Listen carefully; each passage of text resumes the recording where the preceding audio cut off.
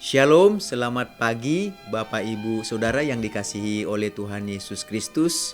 Senang kita kembali bertemu melalui renungan firman Tuhan yang akan kita baca dan dengarkan bersama. Hari ini Tuhan Yesus menyertai, melindungi, dan menjaga kehidupan kita senantiasa. Itulah doa dan harapan kami, dan mari kita bersatu di dalam doa. Tuhan Yesus, tidak henti-hentinya kami mengucap syukur dan berterima kasih buat nafas kehidupan dan hari yang baru yang Tuhan Yesus karuniakan kepada kami, dan kami akan menjalaninya sepanjang hari ini. Namun lebih dahulu berkati dan urapi firman-Mu sehingga menerangi kehidupan kami. Dalam nama Tuhan Yesus kami berdoa. Haleluya. Amin. Renungan firman Tuhan yang akan kita baca dan dengarkan hari ini tertulis dalam Filipi pasal yang ketiga ayat yang ke-10 sampai 11. Demikian firman Tuhan.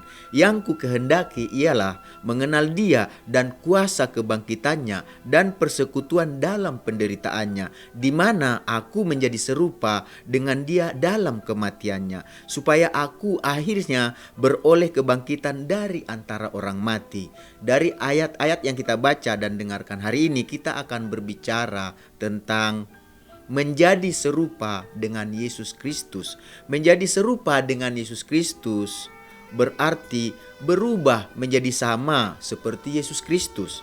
Rasul Paulus menyatakan perubahan terhadap apa yang dikehendakinya setelah ia percaya dan menerima Tuhan Yesus Kristus sebagai Tuhan dan Juru Selamat pribadinya.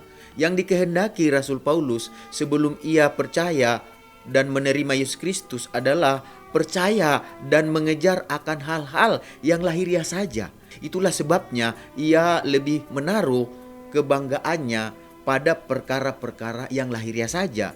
Jadi sebelum percaya dan menerima Yesus Kristus, Paulus mengarahkan kehidupannya hanya untuk bermegah pada hal-hal yang lahiriah saja. Seperti itulah yang disampaikan oleh Rasul Paulus kepada jemaat yang ada di Filipi, seperti yang tertulis dalam Filipi pasal yang ketiga ayat 4-6 dikatakan demikian.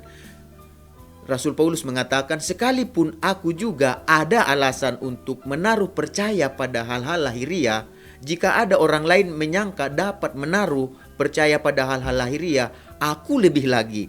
Disunat pada hari ke-8, dari bangsa Israel, dari suku Benyamin, orang Ibrani asli, pendirian terhadap hukum Taurat, aku orang Farisi. Tentang kegiatan menganiaya jemaat, tentang kebenaran dalam mentaati hukum Taurat, aku tidak bercacat. Itulah yang dikehendaki oleh Paulus sebelum ia menerima Tuhan Yesus Kristus sebagai Tuhan dan Juru Selamat pribadinya. Seperti itulah dia dahulunya. Dia mengejar dan bermegah akan hal-hal yang lahiriah saja. Tetapi ketika ia menerima Yesus Kristus menjadi Tuhan dan Juru Selamat, kalau kita perhatikan dari ayat yang tadi, apa yang dikehendaki oleh Rasul Paulus ini mengalami perubahan setelah ia menerima dan percaya kepada Yesus dan menerima Yesus Kristus sebagai Tuhan dan Juru Selamatnya. Jadi kehendaknya mulai berubah, mulai beralih menjadi serupa dengan Yesus Kristus dalam kematiannya adalah hal yang dikehendaki oleh Paulus setelah ia percaya dan menerima Yesus Kristus. Jadi apa yang dipercaya dan dimegahkan oleh Paulus telah berubah setelah ia percaya dan menerima Yesus Kristus. Dahulu yang merupakan keuntungan baginya adalah mencari, mengejar, dan mendapatkan hal-hal yang lahiriah. Itulah yang dia cari, itulah yang dikejar dan berusaha dia dapatkan. Tapi setelah di dalam Yesus Kristus, ia mengatakan bahwa apa yang dahulu dianggapnya keuntungan, dianggapnya kemegahan, sekarang justru itu dianggapnya adalah kerugian, bukan kemegahan. Karena apa? Karena Yesus Kristus. Jadi bagi Rasul Paulus, setelah ia percaya dan menerima Yesus Kristus, segala sesuatu dianggap semuanya jadi rugi. Karena sekarang baginya pengenalan akan Kristus Yesus adalah lebih mulia, lebih penting, lebih megah daripada hal-hal lahiriah yang pernah dicapainya, yang telah dicapainya. Bahkan karena kepercayaan dan menerima Yesus Kristus, Paulus rela melepaskan semuanya itu. Bahkan yang lebih seru lagi, dikatakan dia menganggap semuanya itu hal-hal yang lahiriah yang telah dia capai, di mana dia bermegah karenanya, dikatakan dia anggap itu sampah.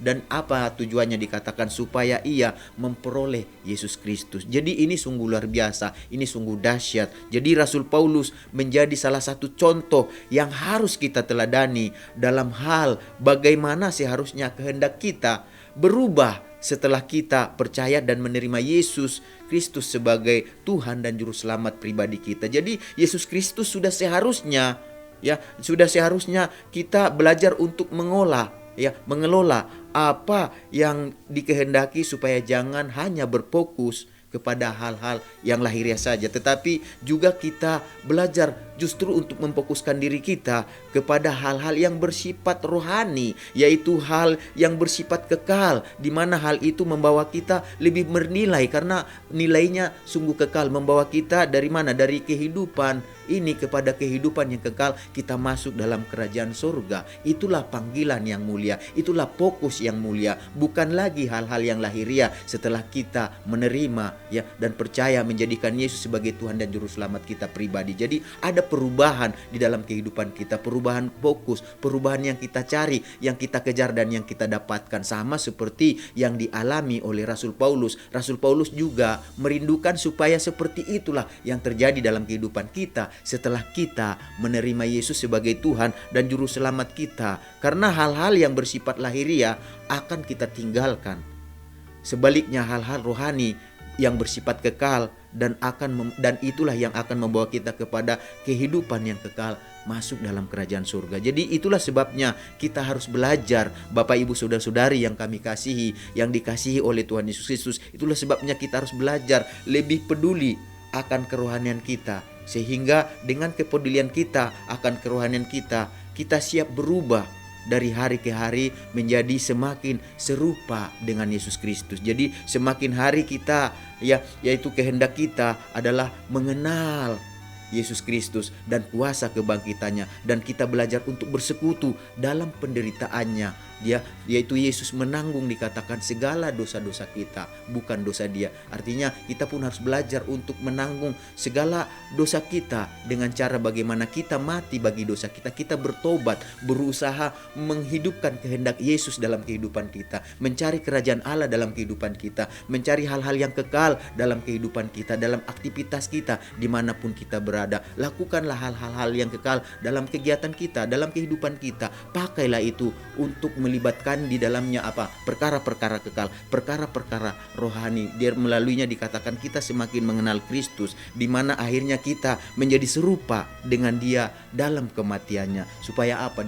Dikatakan supaya kita pada akhirnya beroleh kebangkitan dari antara orang mati. Jadi Bapak Ibu Saudara-saudari yang kami kasihi dalam Tuhan Yesus Kristus, mari kita belajar untuk mengelola kehidupan kita untuk semakin hari menjadi serupa dengan Yesus Kristus. Karena itulah yang dirindukan oleh Tuhan Yesus Kristus yang menjadi pengikutnya, dan itu juga yang Tuhan katakan melalui Rasul Paulus kepada kita, menjadi serupa dengan Yesus Kristus. Mari kita sama-sama berdoa. Tuhan Yesus, kami mengucap syukur buat firman-Mu yang sudah kami dengarkan bersama. Biarlah apa yang dikehendaki, yang dirindukan oleh Rasul Paulus, itu juga yang kami kehendaki dan rindukan, di mana kami semakin hari ketika kami menyatakan diri kami telah menjadi percaya dan menerima Yesus Kristus sebagai Tuhan dan Juru Selamat dalam hidup kami, kami semakin hari berubah menjadi serupa dengan Kristus, sehingga bukan kami lagi yang hidup, melainkan Kristus yang semakin hidup berkuasa dalam kehidupan kami, sehingga kehendak kami menjadi sama dengan kehendak dan keinginan Tuhan Yesus Kristus. Terima kasih Tuhan. Kami juga berdoa bersyafaat buat negara yang kami cintai ini, negara Indonesia ini. Berkati Presiden, Wakil Presiden, semua pemerintah yang dipercaya baik di pusat maupun di daerah, mereka sungguh-sungguh memberi yang terbaik buat rakyat, buat bangsa ini. Tuhan Yesus, berkati anak-anak-Mu, umat-Mu yang ada di tengah bangsa ini. Pakai mereka menjadi pengaruh dan dampak yang baik, nama Engkau dimuliakan melalui mereka. Kami berdoa buat kami yang mendengarkan renungan hari ini, biarlah hati kami, hidup kami belajar untuk semakin hari semakin serupa dengan Yesus Kristus. Karena itulah tujuan yang kekal bagi kehidupan kami. Segala berkat yang Tuhan janjikan, yang Yesus janjikan dalam firman-Mu, yang terbaik itulah yang menjadi bagian kami sepanjang hari ini. Dalam nama Tuhan Yesus kami berdoa. Haleluya. Amin. Selamat beraktivitas. Tuhan Yesus memberkati kita semuanya.